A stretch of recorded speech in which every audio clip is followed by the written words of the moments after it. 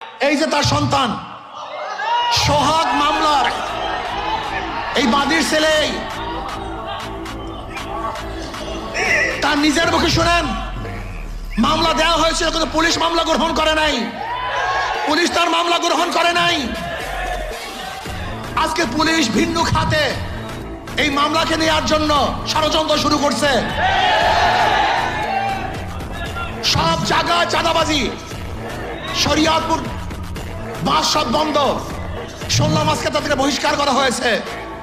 অথচ আজকে আপনারা দেখেছেন প্রিস বিভাগে সাংবাদিক সম্মেলনে ঊর্ধ্বতন কর্মকর্তাদের কাছে বারবার জানানো হয়েছে, কিন্তু না, যতক্ষণ পর্যন্ত সব জায়গায় প্রচার না হয়েছে ততদিন পর্যন্ত বহিষ্কার করা হয় নাই।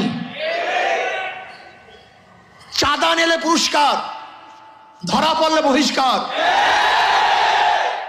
ভাইরাল হলে গ্রেফতার। কি ভেবেছেন বাংলাদেশের মানুষ বোকা?